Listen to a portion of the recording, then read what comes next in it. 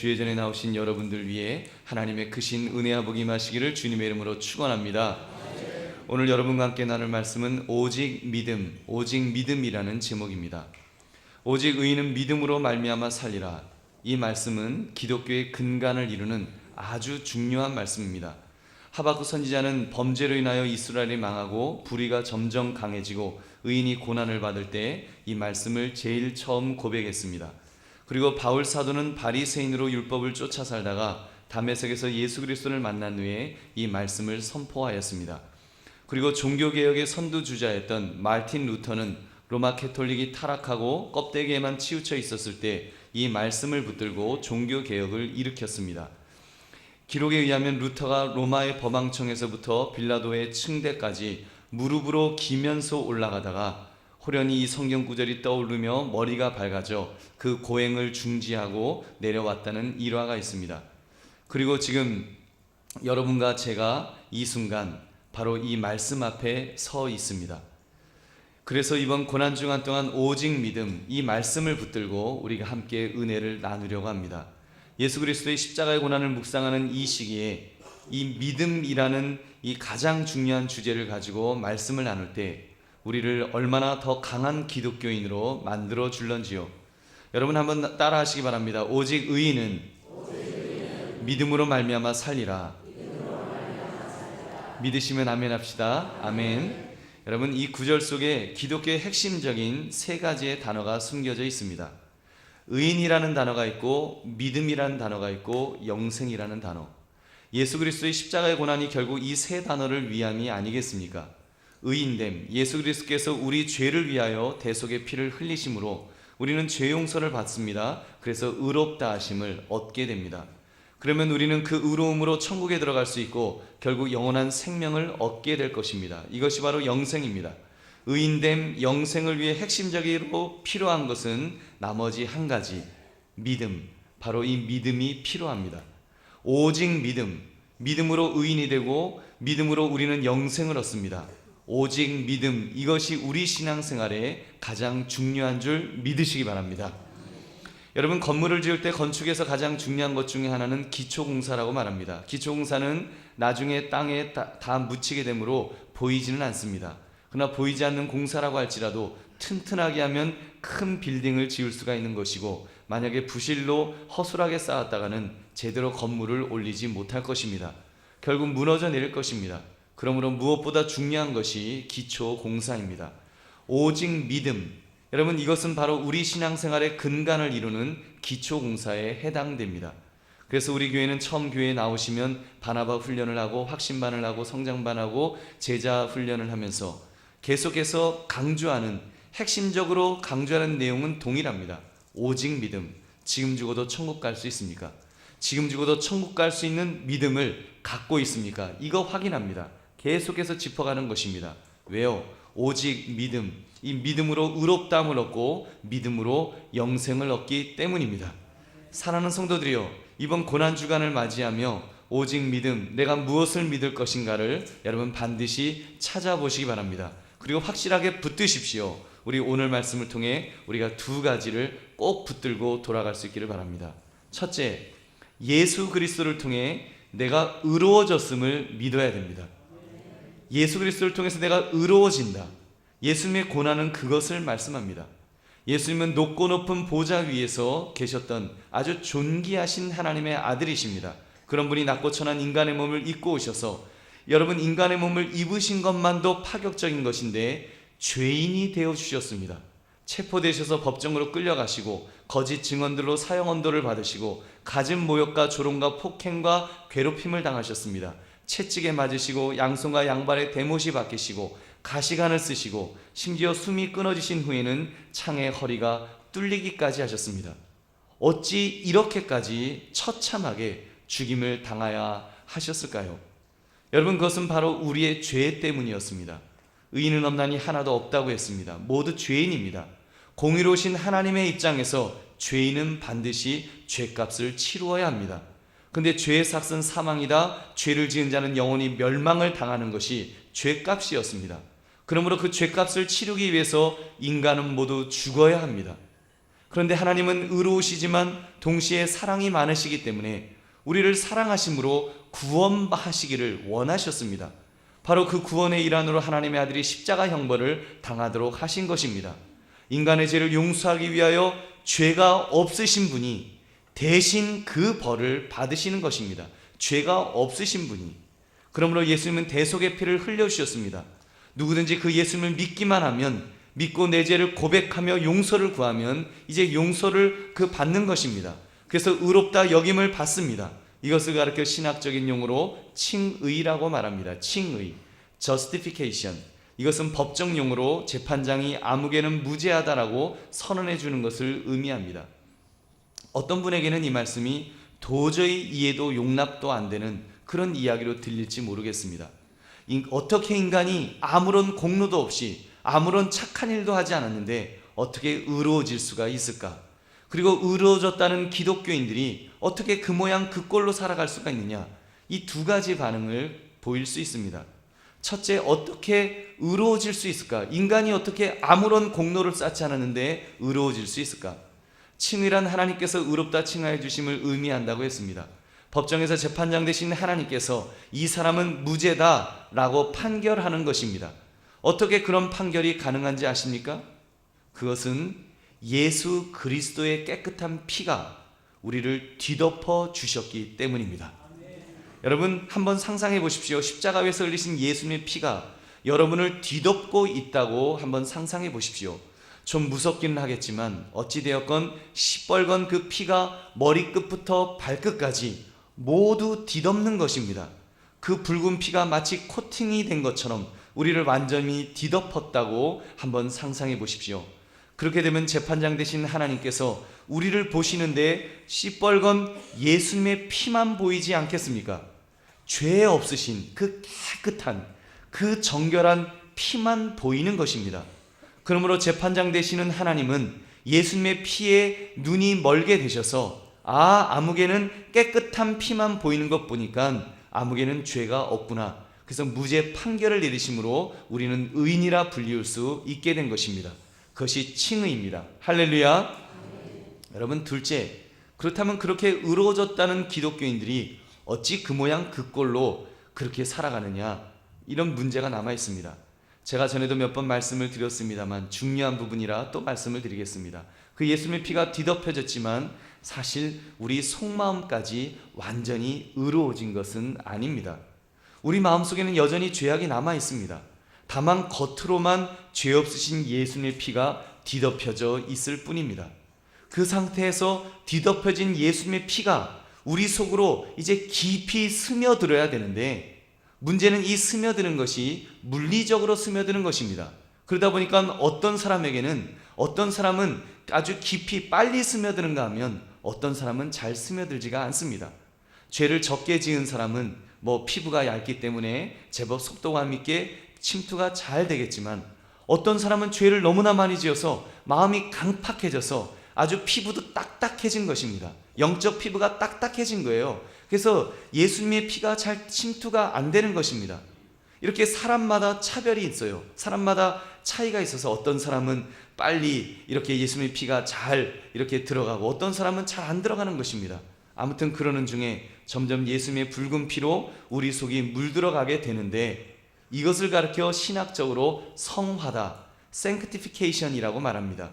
점점 거룩해져 간다는 것입니다. 저는 이것을 물리적 변화라고 이렇게 표현하고 싶습니다. 그렇기 때문에 완전하지 않습니다. 이 과정 속에 옛된 죄악과 예수님의 피로 거룩하게 된 새 사람과의 갈등이 있게 됩니다. 사도 바울은 이 갈등을 이렇게 표현했습니다. 로마서 7장 21절부터 23절 말씀 우리 한번 같이 읽어보겠습니다. 시작. 그러므로 내가 한 법을 깨달았노니 곧 선을 행하기 원하는 나에게 악이 함께 있는 것이로다. 내 속사람으로는 하나님의 법을 즐거워하되 내 지체 속에서 한 다른 법이 내 마음의 법과 싸워 내 지체 속에 있는 죄의 법으로 나를 사로잡는 것을 보는도다. 아멘. 이 갈등이 끝나는 시점이 바로 우리가 죽음을 맞이할 때입니다. 우리가 죽기 전까지는 계속해서 옛된 죄악과 또 새 사람이 된 사람 사이에 계속 갈등이 있을 것입니다. 이런 중에 우리는 점점 성화되어 가는데, 여러분, 이 성화가 어떤 사람은 빨리 되지만 어떤 사람은 늦게 되다가 아무튼 그 어떤 시점에서 이제 죽습니다. 그러면 언젠가 죽으면 천국 문 앞에 서게 될 것입니다. 그때 우리를 덮고 있던 예수님의 보혈이 그때 화학작용을 일으키지 않으면 천국에 들어갈 사람은 아마 아무도 없을 것입니다. 왜냐하면 혹여라도 0.00001%라도 죄악의 찌꺼기가 남아있으면 불합격 점수를 받기 때문입니다. 그런데 예수님을 믿는 사람은 그 보혈이 화학작용을 일으켜서 그때는 99% 깨끗해지는 것이 아니라 99.999%가 아니라 0.0000001%의 죄도 없는 100% 여러분 죄가 없는 상태로 변하게 될 줄로 믿습니다. 여러분, 그 상태를 가리켜 성경은 영화의 단계다, 글로리피케이션, 영광스러운 모습으로 변화되었다고 말씀합니다. 천국은 바로 이 상태의 사람만이 있을 수 있는 곳입니다. 그러므로 우리에게 무엇이 필요하겠습니까? 우리에게는 오직 믿음이 필요합니다. 만약 믿음이 아니라 우리가 공로를 쌓으려고 열심히 행한다면 이런 의로움을 얻을 수가 있을까요? 인간의 노력으로는 우리가 결코 얻을 수 없습니다. 인간은 근본적으로 불완전한 존재이기 때문에 완전히 의로워질 수가 없습니다. 여러분, 그렇다면 0.000000001%라도 죄가 남겨지게 된다면 결국은 천국에 들어가지 못할 것입니다. 그러므로 여러분, 무엇이 필요하다고요? 오직 믿음이 필요합니다. 예수 그리스도를 믿음으로만 의로워지는 줄 믿으시기 바랍니다. 둘째, 예수 그리스도를 통해서 영생을 얻었음을 믿어야 합니다. 오직 의인은 믿음으로 말미암아 산다고 했습니다. 산다는 것, 이것은 바로 영생을 가리키는 말입니다. 인간에게는 죽은 후에 두 가지 종류의 영원한 세상이 사실은 기다리고 있습니다. 천국에서 영원히 사는 것을 가리켜서 우리는 영생이라고 말합니다. 그러나 지옥에서 또 영원히 사는 것이 있는데 우리가 그것은 영생이라고 말하지 않고 영벌이라고 말합니다. 이것은 이런 말과 같은 이치일 것입니다. 사는 게 아니야. 너무 힘들 때 우리 그런 말해요. 지옥 같은 삶을 살면 사는 게 아니야. 근데 천국 같은 삶을 살면 그러겠죠. 아, 요즘 정말 살만 난다. 여러분, 그렇게 볼 때 진정 사는 것은 영생의 삶이 진정 사는 것이지 영벌은 삶이 아닙니다. 그러므로 사는 것처럼 사는 삶은 예수 그리스도를 믿음으로만 사는 줄 믿으시기 바랍니다. 그 과정을 조금 전 말씀드렸습니다. 예수 그리스도를 믿는 믿음으로 보혈의 피가 화학작용을 일으켜서 100% 죄가 없는 상태가 될 때 천국에 들어갈 수 있다고 했습니다. 저는 감히 이렇게 말씀드릴 수 있습니다. 천국에 들어가는 자격은 다른 어떤 것보다도 제일 우선되는 자격이 있는데 그것은 죄 없는 사람이 천국에 들어갈 수 있습니다. 여러분, 죄만 없다면 사실 예수님이 없어도 들어갈 수 있습니다. 죄 없는 사람, 죄가 없는 사람이라면 100% 죄가 없는 사람이라면 천국에 들어갈 수 있습니다. 여러분, 깜짝 놀라셨죠? 이 무슨 이단적인 말씀인가? 그러시겠죠? 죄만 없다면 들어갈 수 있어요. 여러분, 죄만 없으면 누구든지 들어갈 수 있습니다. 근데 인간의 노력으로는 100% 죄를 없이 할 수 없기에 우리는 예수님의 피로만 깨끗해질 수 있기에 예수님을 믿음으로 천국 가는 줄 믿으시기 바랍니다. 여러분, 피로만 깨끗해질 수 있는 것입니다. 그러므로 우리 주님은 단호하게 말씀하셨습니다. 요한복음 14장 6절에 예수께서 이르시되 내가 곧 길이요 진리요 생명이니 나로 말미암지 않고는 아버지께로 올 자가 없느니라. 아멘. 예수님을 통하지 않고는, 예수님을 믿지 않고는 천국에 들어갈 수 있는 여러분 그런 사람이 없다는 말씀입니다. 어떤 분은 그래서 이런 불평을 호소합니다. 기독교는 너무 독선적입니다. 왜 기독교 안에만 구원이 있다고 말합니까? 기독교만 착한 일 합니까? 다른 종교들도 착한 일 하는 종교가 더 많고 더 착하게 사는 다른 종교인들이 얼마나 많은데 왜 기독교만 구원받는다고 그렇게 독선적으로 말합니까? 여러분, 안타깝게도 이 질문의 답은 이미 드렸습니다. 인간의 공로로 천국에 들어갈 수 있다면 다른 종교에도 당연히 구원이 있겠지요. 그러나 인간의 행함으로는 도저히 100% 의인이 될 수가 없기 때문에 다른 길은 없습니다. 오로지 하나님의 아들의 피를 의지해야만 구원을 받을 수 있는 것입니다. 그래서 베드로 사도는 이렇게 선포합니다. 사도행전 4장 12절 말씀 우리 같이 읽겠습니다. 시작. 다른 이로서는 구원을 받을 수 없나니 천하 사람 중에 구원을 받을 만한 다른 이름을 우리에게 주신 일이 없음이라 하였더라. 아멘. 여러분, 다른 이름을 우리에게 주지 않으셨습니다. 사랑하는 성도들이요, 그러므로 이제 말씀을 조금씩 우리 정리해 봅시다. 오직 믿음, 오직 믿음으로만 살 수 있습니다. 이번 고난주간을 우리가 맞이하면서 부활의 주님을 축하하는 부활주일까지 우리 이 말씀을 꼭 붙드시기 바랍니다. 오직 믿음으로 내가 의로워졌고 오직 믿음으로 내가 영생을 얻게 되었다. 여러분, 이 믿음을 분명히 가지시기 바랍니다. 사랑하는 성도들이요, 여러분 중에는 이미 오래전에 이 진리를 깨달으신 분이 계실 것입니다. 우리 장로님들, 권사님들, 안수집사님들 되면 아유 그까지 시시한 말씀 그 못하러 하시나, 그건 모르는 사람이 어디 있어? 아마 그러실 수도 있어요. 여러분, 그런데 오늘 말씀을 통해서 다시 한번 확고하게 주목해야 될 것이 있는데, 여러분, 이 믿음, 오직 믿음, 이것은 계속 믿어야 한다는 사실입니다. 계속 믿어야 됩니다.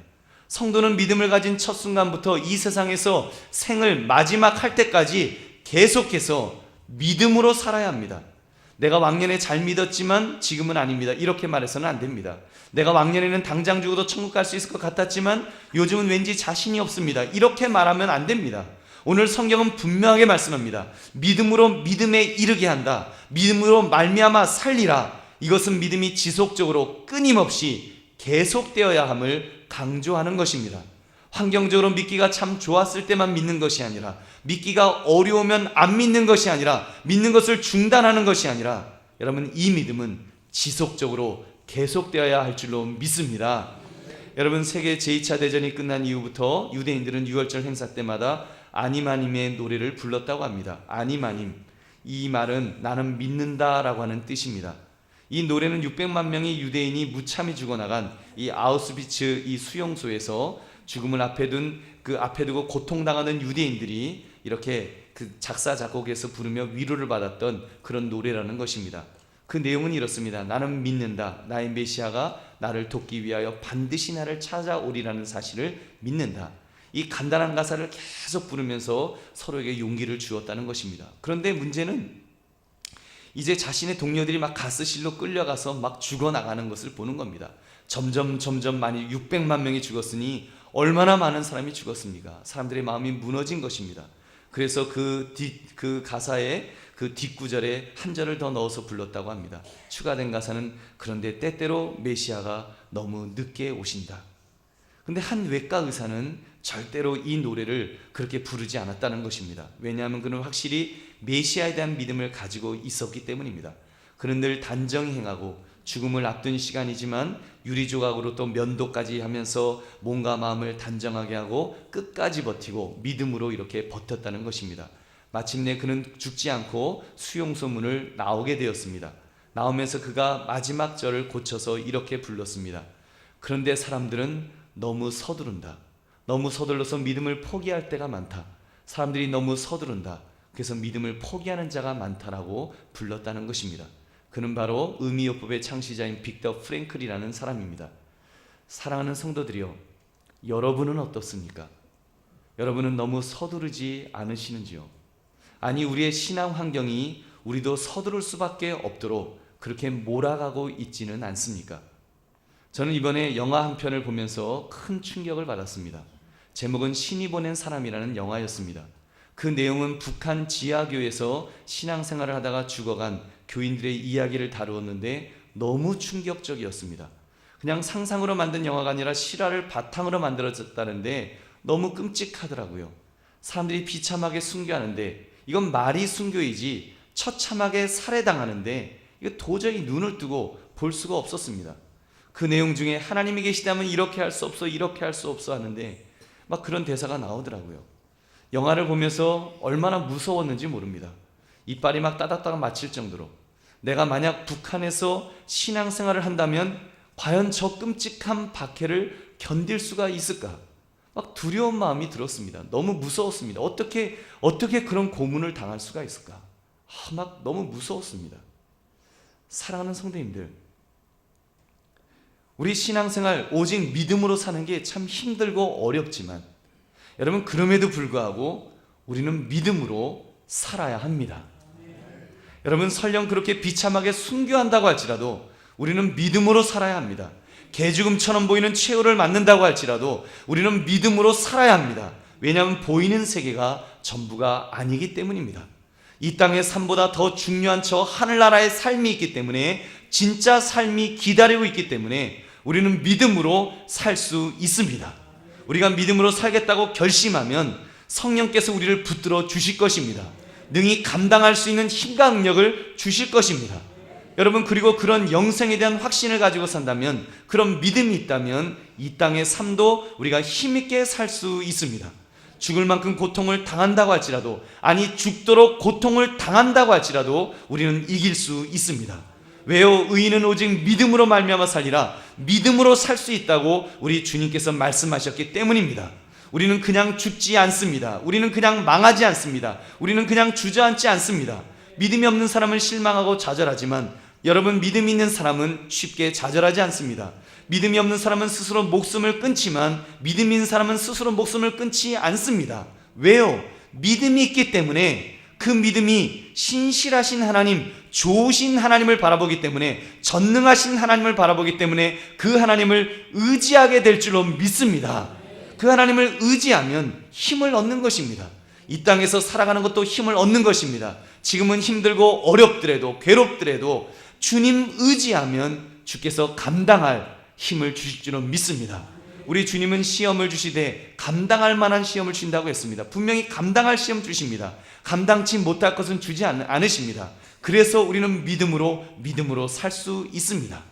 여러분, 오늘 본문 말씀, 오직 의인은 믿음으로 말미암아 살리라는 이 말씀을 사도 바울 훨씬 이전에 제일 먼저 선포했던 하박국 선지자, 그는 이렇게 말하는데 그의 환경이 어땠는지 여러분 잘 아시지요? 나라가 망해가고 정말 이제는 먹을 것이 없고 전쟁으로 해서 나라가 피폐되어서 아무것도 먹을 것이 없을 때, 절망 속에 있었을 때 그는 이렇게 고백합니다. 무화과나무가 무성치 못하고 포도나무에 열매가 없고 감람나무에 소출이 없고 우리의 양이 없고 외양간에 소가 없을지라도 나는 낙심하지 않습니다. 나는 낙심하지 않겠다. 왜냐하면 여호와 하나님이 계시기 때문에. 여호와로 인하여 하나님으로 인하여 즐거워하며 나의 구원의 하나님으로 말미암아 기뻐하리로다. 이것이 하박국 선지자의 고백이었습니다. 오직 의인은 믿음으로 말미암아 살리라고 말했던 사도 바울뿐만 아니라 하박국 선지자가 그렇게 고백했던 사람이 이렇게 여호와로 인하여 기뻐한다고 여호와를 붙들며 힘을 얻고 또 주님 앞에 영광을 돌렸던 것입니다. 여러분, 꼭 기억합시다. 우리가 살 길은 돈이 아닙니다. 명예가 아닙니다. 건강이 아닙니다. 자식도 아닙니다. 보험도 아닙니다. 연금도 아닙니다. 여러분, 우리가 살 길은 오직 믿음입니다. 믿음만이 살 길입니다. 이번 고난주간 이제 우리가 앞두고서 이